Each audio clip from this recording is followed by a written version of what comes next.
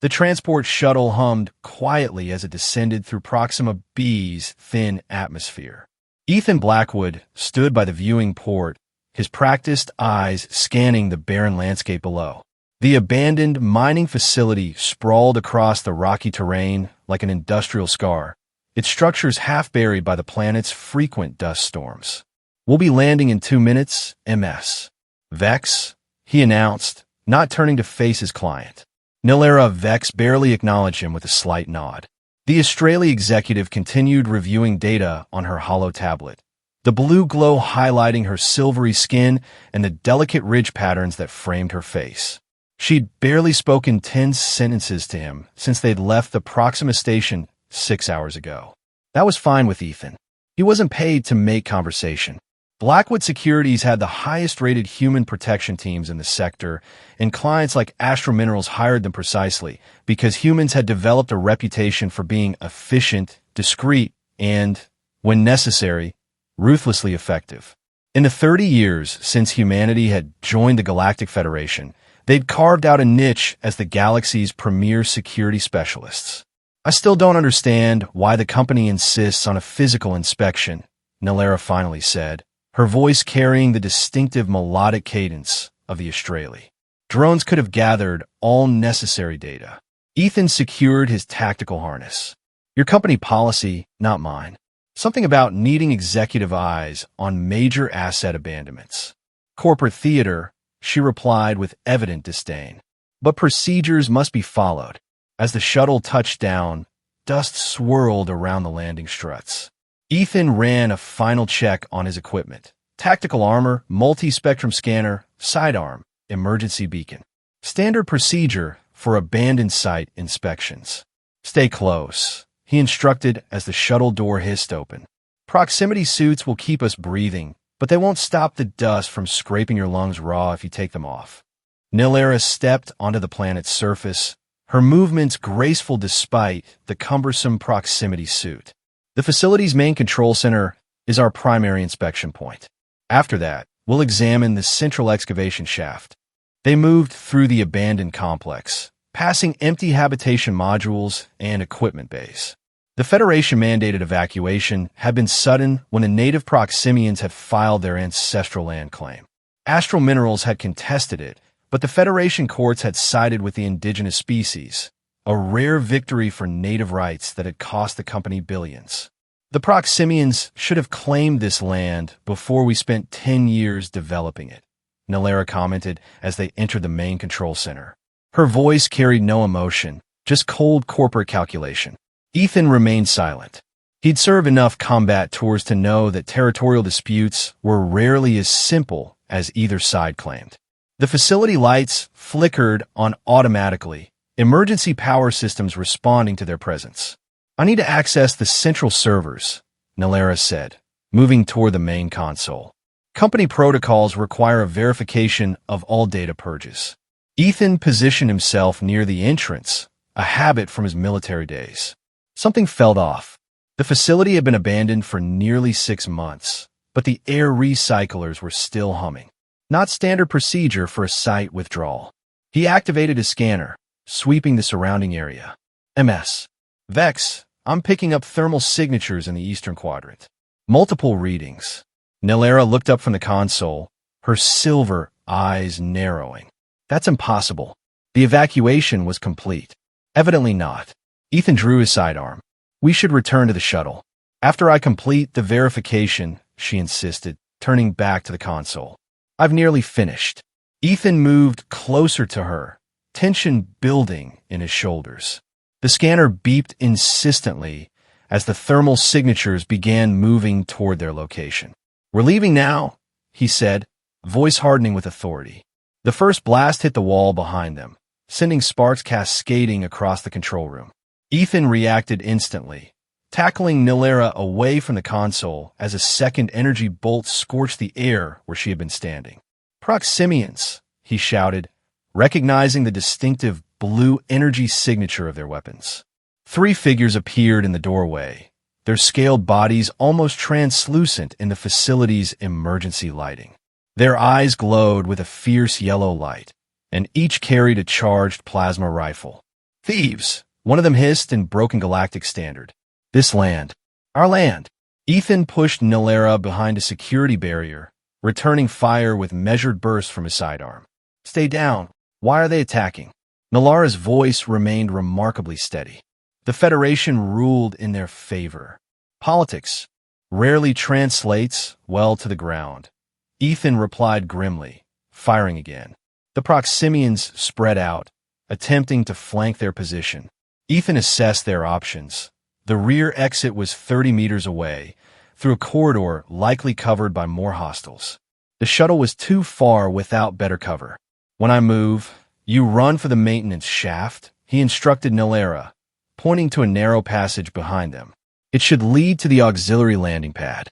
Signal the shuttle to meet us there. Nilera nodded, her fingers already working on her comm unit. Ethan waited for the Proximians' fire to pause, then rose and unleashed a barrage of covering fire. Go! Nilera sprinted toward the maintenance shaft, her lithe form moving with surprising speed. Ethan followed, firing backward to keep the Proximians at bay. They were almost at the passage entrance when he saw the fourth Proximian emerge from a side corridor, weapon aimed directly at Nilara's back. There was no time to shout a warning. Acting on pure instinct, Ethan lunged forward, placing himself between Nilera and the incoming blast. The searing pain of the laser strike tore through his left side, bypassing his armor at the joint seam. He felt the familiar burn of cauterized flesh and the warm flow of blood where the beam had passed through. Somehow, he maintained his footing, turning to fire at the Proximian who had shot him. The alien fell backward, weapon clattering to the ground. Ethan's vision blurred as he stumbled against the wall, legs threatening to give way. Blackwood! Nilera was at his side instantly, supporting his weight with surprising strength. Her silver eyes widened at the sight of his wound. You're injured. Keep moving, he gasped, fighting to stay conscious. The shaft. Get to the auxiliary pad. Together they staggered into the maintenance shaft, Nilera practically dragging him forward as the sound of pursuit echoed behind them. Emergency lights cast an eerie red glow on the metal walls, illuminating the trail of blood Ethan was leaving.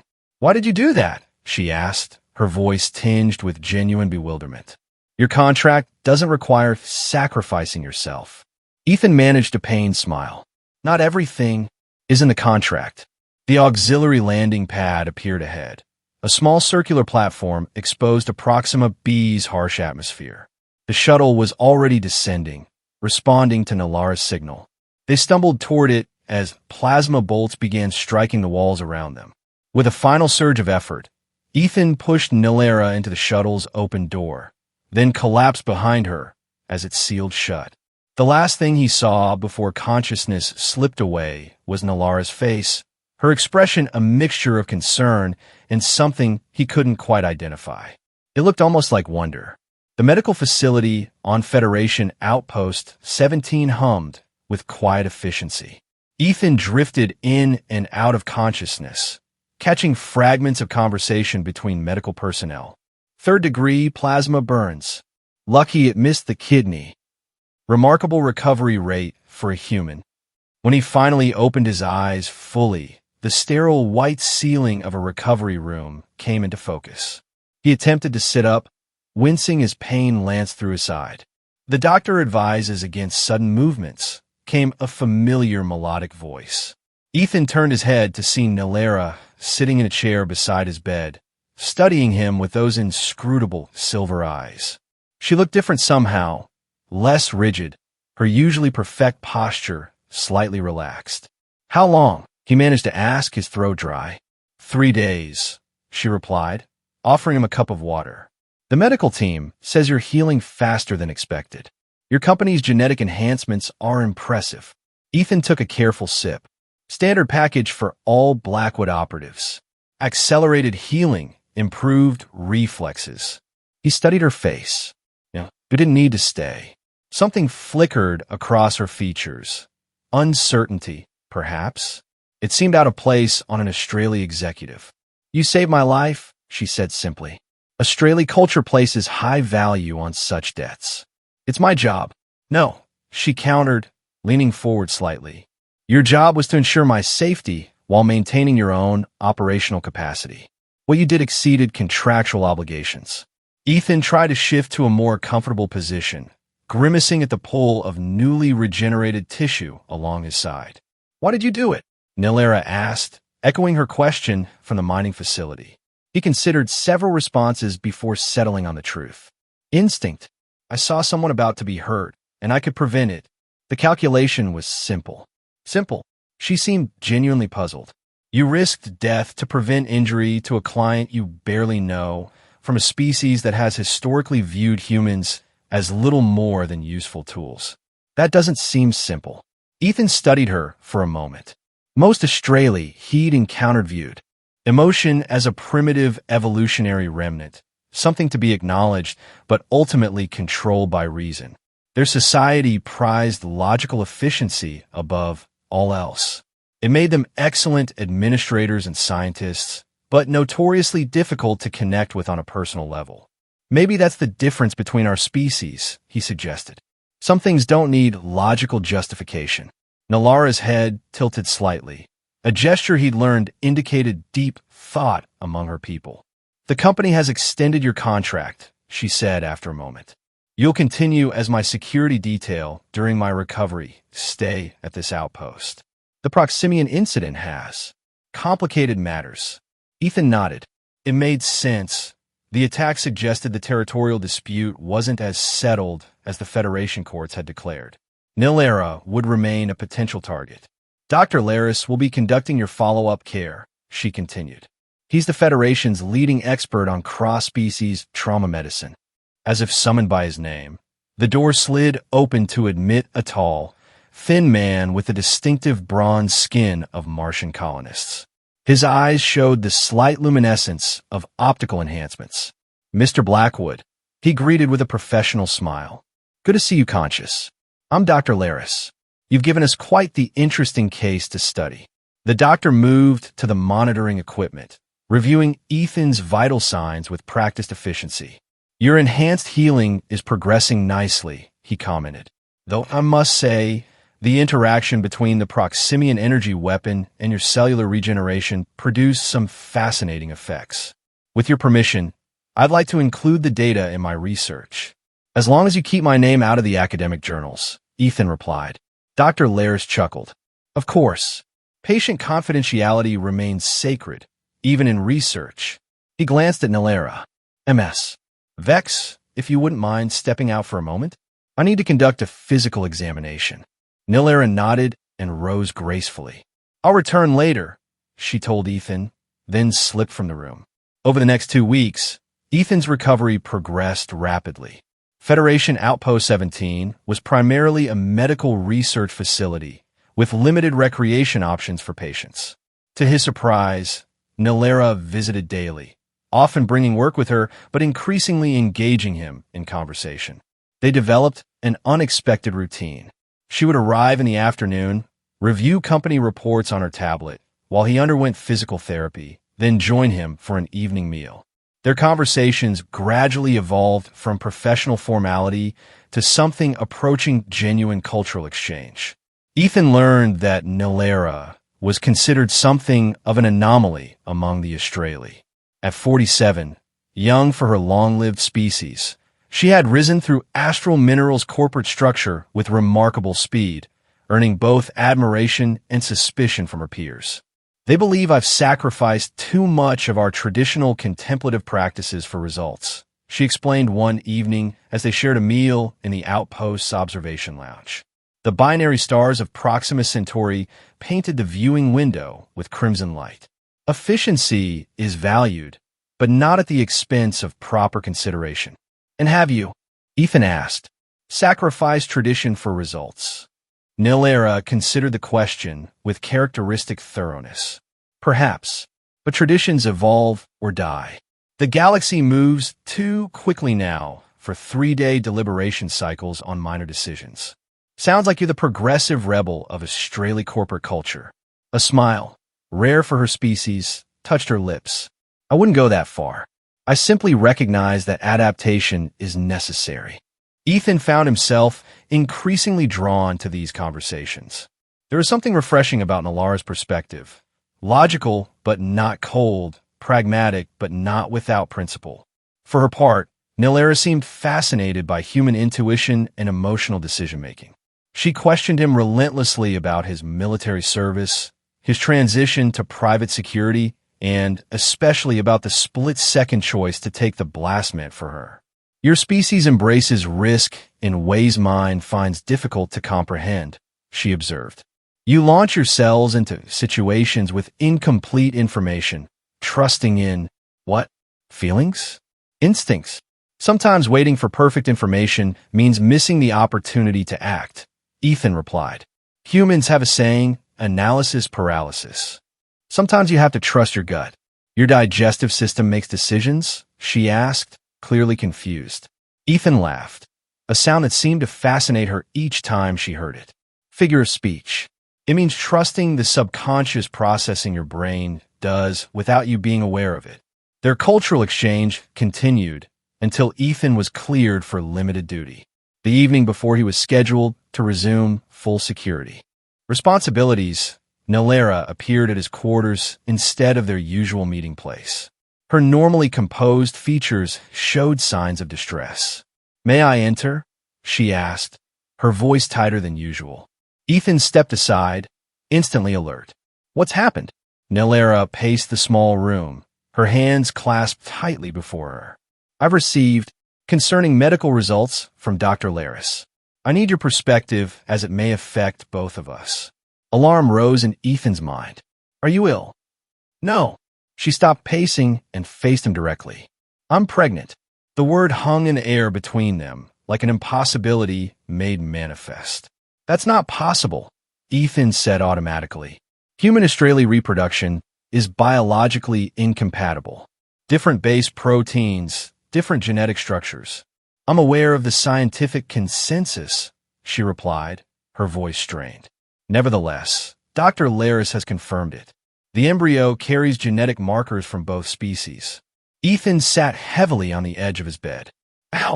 Dr. Laris theorizes that the unique energy signature of the Proximian weapon may have played a role. When you were injured protecting me, your blood, carrying active regenerative compounds from your enhancements, mixed with the energy field. Some of that material transferred to me through suit damage neither of us noticed. And somehow that led to conception. Ethan asked incredulously. That's beyond far-fetched. I agree, Nalara said, resuming her pacing. Yet the evidence is undeniable. Dr. Laris believes the regenerative compounds in your blood may have created a temporary compatibility bridge between our reproductive cells.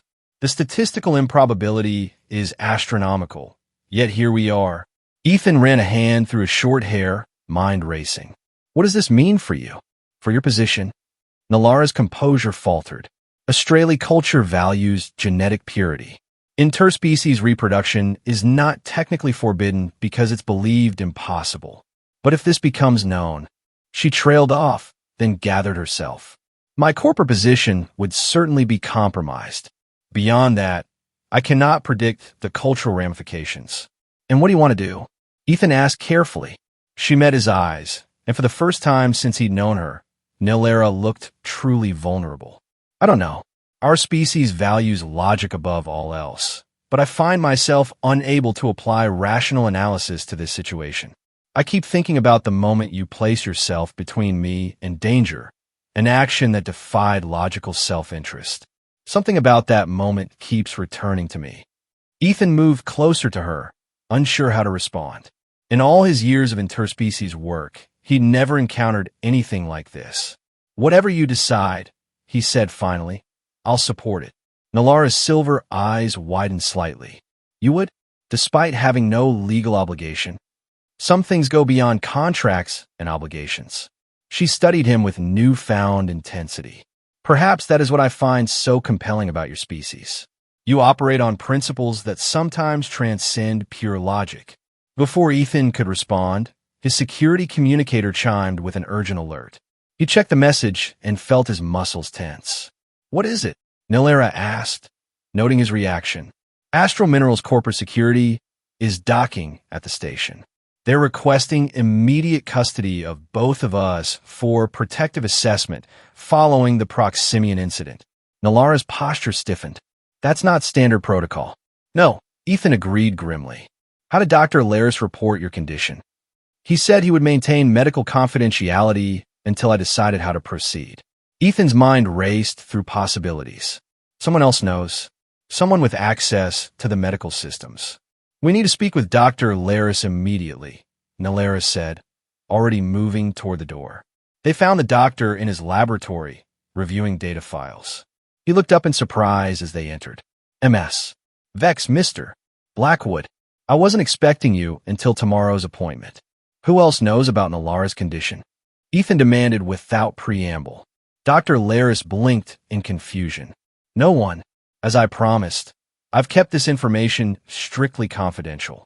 Then why is Astral Mineral Security en route to take us into protective custody? Nalara asked. The doctor's expression shifted to alarm. That shouldn't be possible unless... He turned to his computer terminal, fingers flying across the interface. Someone accessed my secure files 3 hours ago using administrative credentials. Ooh, Ethan pressed. The log shows it was Director Thors from Astral's Xenobiology Division. Dr. Laris looked genuinely disturbed. But I never authorized him to access my research. Nalara's face paled. Thors oversees all of Astral's genetic research projects.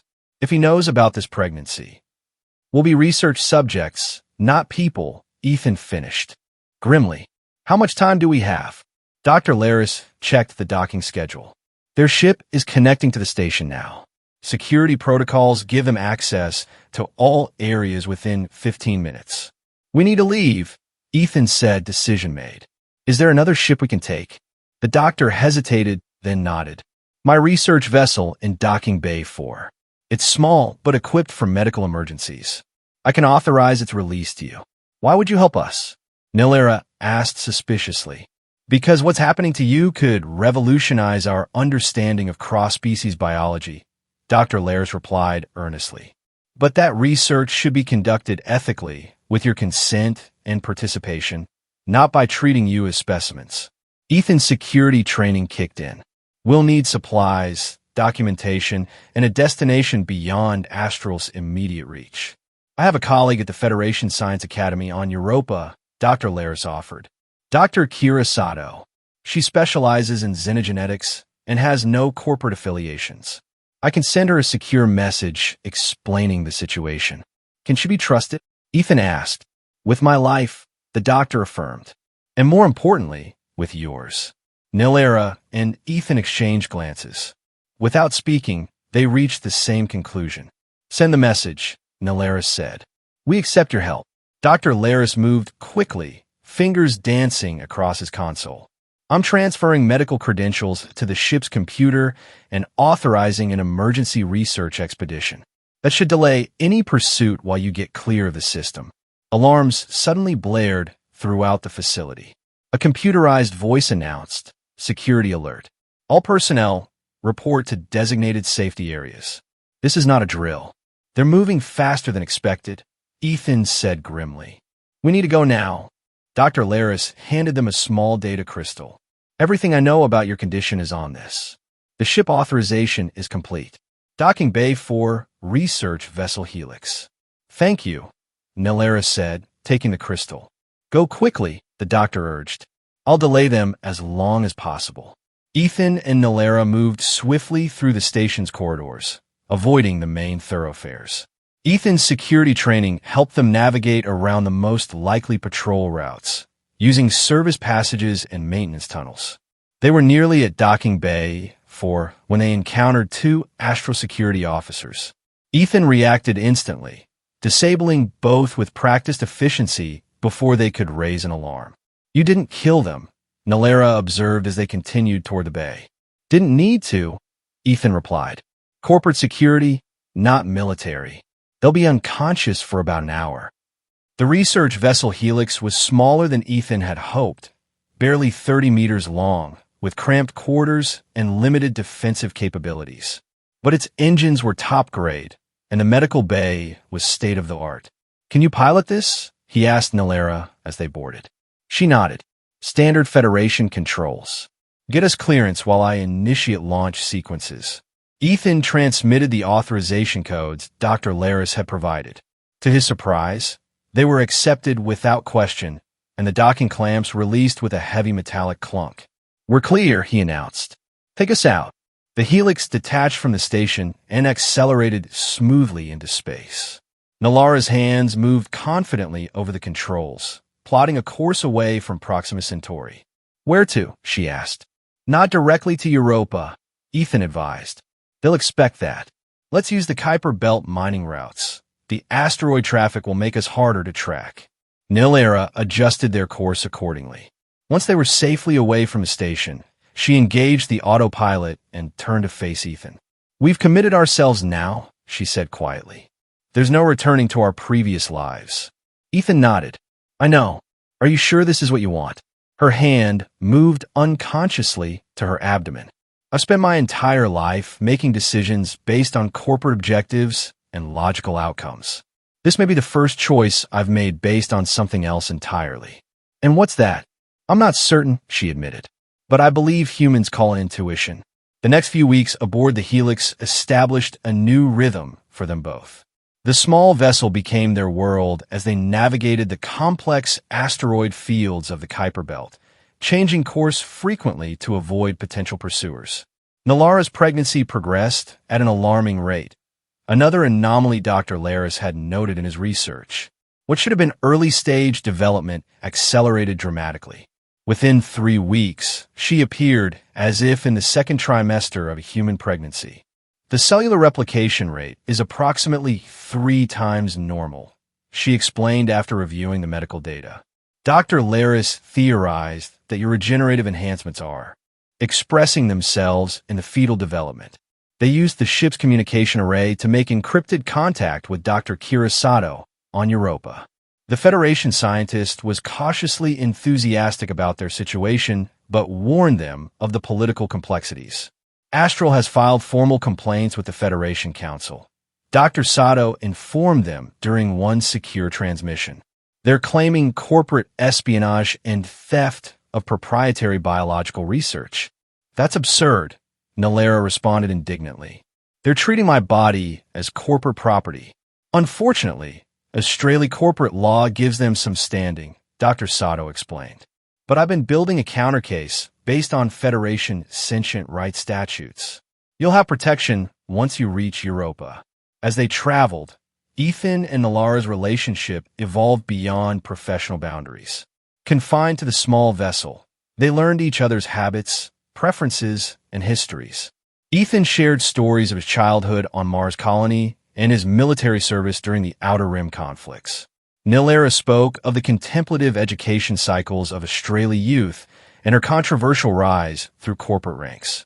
One evening, as they shared a meal in the ship's small galley, Nilera asked the question that had been building between them. What will this child mean to you, Ethan? What role do you wish to have? He considered carefully before answering. Where I come from, being a father means being present, providing guidance and protection. I'd want those things for any child of mine. He met her gaze directly. But I recognize that Australia culture may have different expectations. Traditional Australia parenting is communal, she acknowledged. Children are raised by educational collectives, with biological parents serving as occasional mentors. She placed a hand on her growing abdomen. But this child will be unique, neither fully human nor fully Australia. Perhaps traditional approaches from either culture are insufficient. What are you suggesting? That we define our own path, she said simply. This child represents something unprecedented, a biological bridge between our species.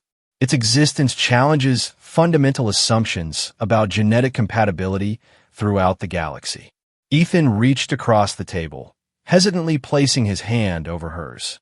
To his surprise, she didn't withdraw. Whatever happens, he said quietly, we'll face it together. They were 3 days from Europa when disaster struck. The ship's proximity alarms blared as a large vessel dropped out of FTL travel directly in their path. The configuration was unmistakable, an Astral Minerals corporate cruiser. How did they find us? Nilara gasped as Ethan took manual control of the helix. Unknown, but they're charging weapons systems, he reported grimly. We can't outrun or outgun them. The communications system activated. Director Thor's face appeared on the main screen, his Australia features arranged in an expression of professional concern. MS. Vex, Mr. Blackwood. I'm relieved we've located you safely. Your disappearance caused considerable concern within the corporation. Spare us the corporate doublespeak, Thor's, Nilara replied coldly. Your concern is for the research potential of my pregnancy, not for my well-being. The director's expression didn't change. You misunderstand our intentions. Astral Minerals is simply protecting its interests in an unprecedented biological development. The potential benefits to both our species are incalculable. Benefits that would be controlled exclusively by your corporation, Ethan interjected. Naturally, as the discovering entity, Astral would manage the research and its applications. Thor's conceded smoothly. But I assure you, both of you would be treated with the utmost care and respect. As research subjects, Nilara stated flatly. As honored participants in a historic scientific breakthrough, the director countered. Now, please prepare for docking. Any attempt to evade will be considered a hostile action. The transmission ended. Options? Nilara asked, turning to Ethan. He reviewed the tactical situation with professional detachment. We can't fight or run, but we might be able to stall until we reach Federation space. Before he could elaborate, the ship lurched violently. Warning lights flashed across the control panels. They've locked a tractor beam on us, Ethan announced, fighting with the controls. We're being pulled in. Nilara's face showed rare alarm. They're not waiting for our cooperation. Suddenly, multiple new contacts appeared on the sensor display. 3 vessels emerged from FTL travel, their configurations unmistakable. Federation peacekeeping cruisers.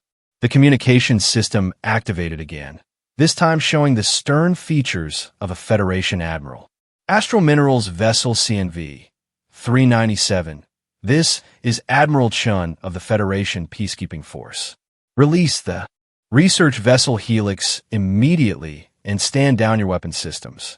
You are in violation of multiple Federation statutes. Director Thor's appeared on a split screen, his composure slightly fractured. Admiral, we are recovering stolen corporate property and personnel. This is an internal matter. Your internal matter involves a Federation-registered medical research vessel and questions of sentient rights, the Admiral responded coldly. Release them now, or we will consider your actions hostile to the Federation. After a tense moment, the tractor beam disengaged. The Helix jolted free. Helix, this is Admiral Chun. Please dock with our flagship for protective custody, pending resolution of this situation. Ethan and Nilara exchanged relieved glances. Acknowledged, Admiral. Ethan responded, setting course for your vessel. As they maneuvered toward the Federation flagship, Nilara suddenly gasped, doubling over in pain. What's wrong? Ethan asked urgently. The baby, she managed through clenched teeth. Something's happening. The stress of the tractor beam. I think it's coming. Ethan activated the emergency channel. Federation flagship, we have a medical emergency. Requesting immediate assistance. Events blurred into rapid motion. Federation medical personnel boarded the Helix, transferring Nilara to the flagship's advanced medical facilities. Ethan never left her side, despite the protests of several Federation officers who wanted to debrief him. Accelerated development has triggered premature labor. The Federation's chief medical officer explained as Nilara was rushed into a specialized containment chamber. We need to stabilize the quantum field around the hybrid cellular structure. Ethan understood little of the technical explanations that followed. For hours, he waited outside the medical bay, pacing restlessly as Federation officials and medical specialists rushed in and out. Finally, Dr. Kirisato arrived, having been transported from Europa at maximum speed when news of the confrontation reached the Science Academy. How is she? Was her first question to Ethan. They won't tell me anything, he replied, tension evident in his voice. Just that the procedure is delicate and unprecedented. Dr. Sato placed a reassuring hand on his arm. I'll find out. Wait here. She disappeared into the medical bay. When she emerged 20 minutes later, her expression was cautiously optimistic. Nilera is stable, she reported. And so is your son. Ethan felt his legs weaken. Son? He's alive. Dr. Sato nodded, and showing remarkable vitality. The medical team is astonished. This shouldn't be biologically possible, yet there he is, healthy and showing stable genetic integration between human and Australian DNA. Can I see them? Soon. They're completing final stabilization procedures. While they waited, Dr. Sato explained the political situation. The Federation Council has granted temporary protected status to both of you and the child. Astral Minerals is contesting this, of course, but public opinion is shifting rapidly as news spreads of the first human Australian child. What happens next? Ethan asked. Legally? A complex negotiation. Astral has legitimate intellectual property claims related to the unique circumstances of conception, but those are outweighed by Federation's sentient right statutes. She smiled slightly. In practical terms, you three have become a powerful symbol. The diplomatic implications of forced research would be disastrous for Astral. Finally, Ethan was allowed into the recovery room. Nilera lay on a specialized medical platform, looking exhausted but alert. In her arms, surrounded by monitoring equipment, was a tiny bundle. She looked up as Ethan approached, her silver eyes luminous. Meet our son. Ethan moved closer, heart pounding. The infant's skin showed a pale silvery tone, lighter than Nilara's, but with a similar luminescence. His features were a remarkable blend of both species. The ridge patterns of the Australian visible, but less pronounced, his eyes larger than an Australian child's, but with the same silver irises.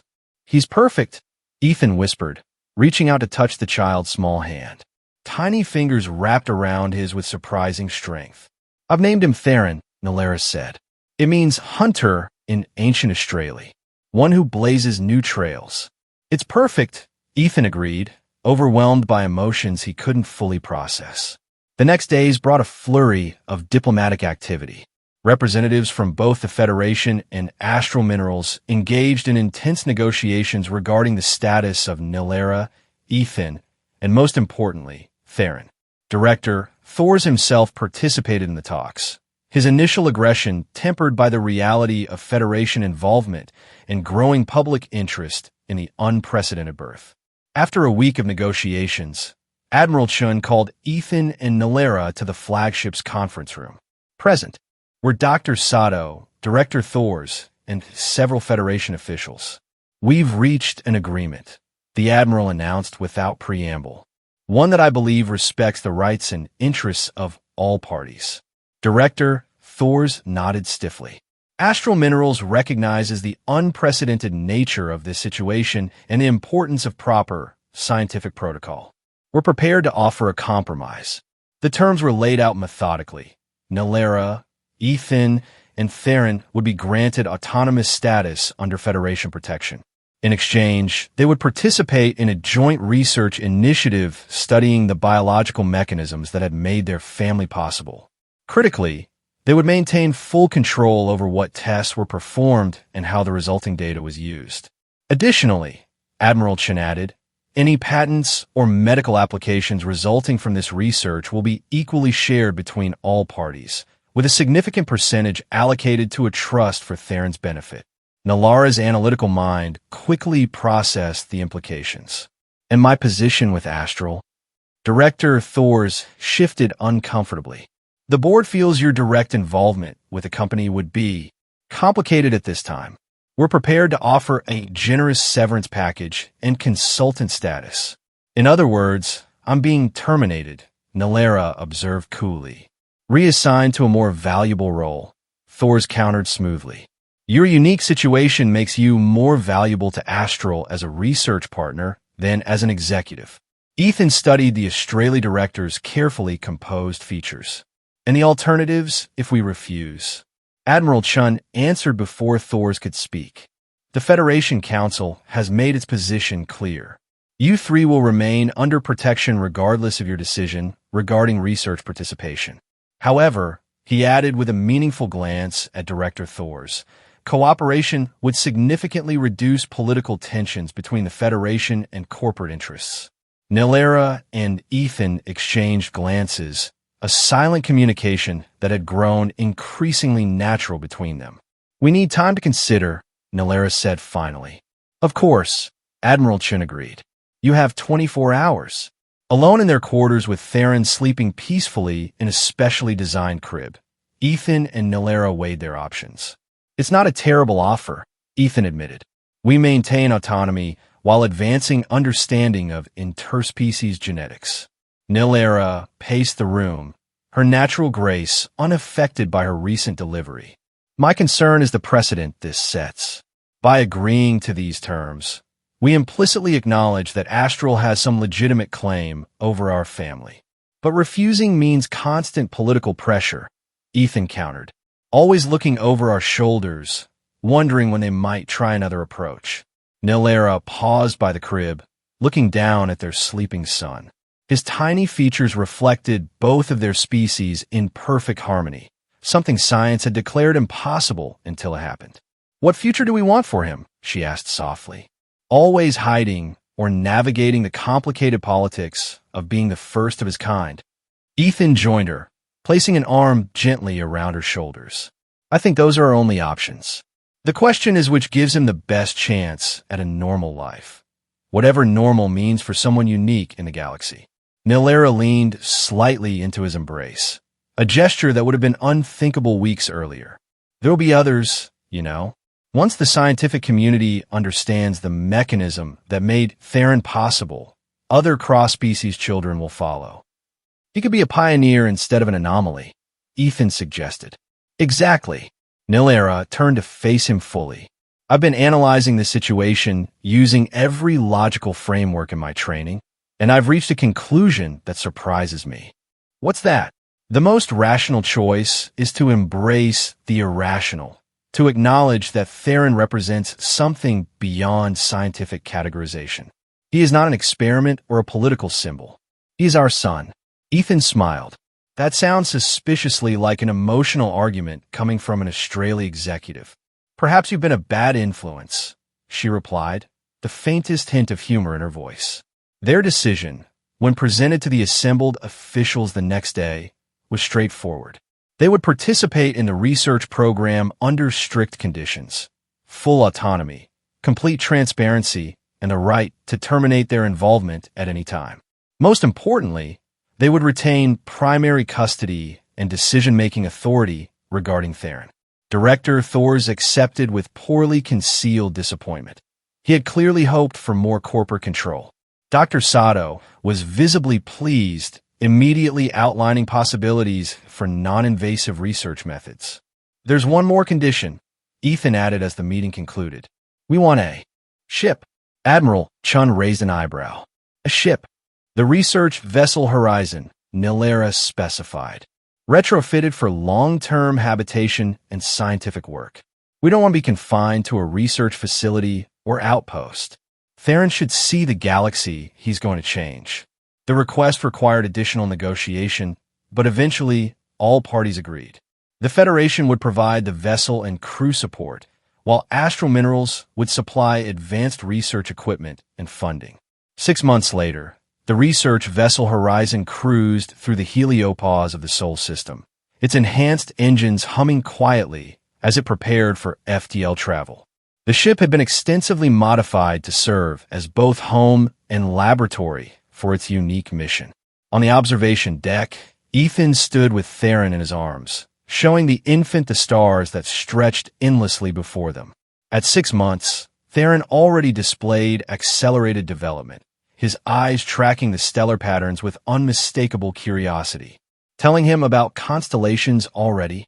Nilera asked as she joined them, her hand resting naturally on Ethan's shoulder. "Never too early to learn navigation," Ethan replied with a smile. "He'll be piloting before we know it. At his current development rate, that might only be a slight exaggeration." Nilera gently brushed a finger along the soft ridges that framed Theron's face, less pronounced than an Australian child's but distinctly present. Their relationship had evolved along with their circumstances. Neither human nor Australian traditions provided a framework for their family, so they had created their own. They had developed a partnership based on mutual respect, shared purpose, and a growing affection that defied conventional categorization. The door to the observation deck slid open, admitting Dr. Kirisato and another couple, a human woman and an Aurelian male, the latter's bioluminescent skin patterns glowing softly in the dimmed lighting. "Ah, there you are," Dr. Sato greeted them warmly. "I wanted to introduce our newest research participants. This is Maya-chan and Keeler. They're expecting the second confirmed human-alien child in the galaxy."